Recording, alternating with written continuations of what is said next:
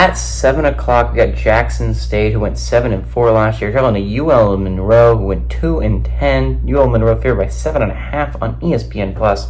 Jaya Wright went 107-204 for them last year, threw for 1,246 yards, 10 touchdowns to 8 interceptions. Hunter Smith had 94 carries for 507 yards and 3 touchdowns. And Tyrone Howell had 49 catches for 590 yards and 7 touchdowns. The only one of those three that UL Monroe brings back is Hunter Smith.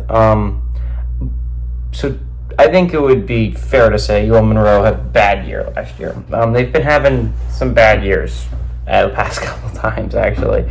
They've not been a good team in a while now. Maybe General Booty fixes that, which is, by the way, I'd like to point out, a phenomenal name. I think everyone can admit that just a great name. Great. Whoever named him, they deserve an award because it's an amazing name. But, I mean, he transfers from Oklahoma. Obviously, he was a good enough quarterback. Oklahoma wanted to recruit him. He's going to a UL Monroe program that has been struggling over the past couple of years. Again, a 4-win season would be kind of a win for this UL Monroe program. They're not great. I think what's really going to be interesting is this game could actually be close, right? Because Jackson State is not a bad FCS squad. This was an FCS squad that under Deion Sanders had a reputation of being really good. And now Deion Sanders is gone. This is still a decent Jackson State program. They went 7-4 without him last year. So I think this could be weirdly close. UL Monroe is a bad program. They have been for a little bit now. I think if they don't have a decent year this year, their head coach is gone. UL Monroe's in an interesting situation where they need to win at least some games this year. This is at least an opportunity to win a game at the beginning of the season against Jackson State. It doesn't get easier from here. It only gets harder. You're playing in a tough conference in the Sun Belt.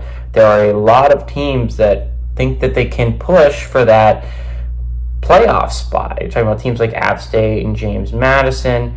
And there's a lot of teams that are in between there. Like Arkansas State is a pretty good football team. Georgia State and Georgia Southern are always competitive. That's not even mentioning Troy, who's been the belle of the ball for the past couple of years. Coastal Carolina, which is solid. Unspectacular at this point. Not to mention South Alabama, which has been good in recent years. Texas State, which had a really good last year. There's a lot of good teams in the Sun Belt. It only gets harder from here. It only gets more difficult. So if you're UL Monroe, you got to pick up this win. I think Jackson State can keep it close, but I think in the end, UL Monroe is going to end up covering the 7.5-point spread.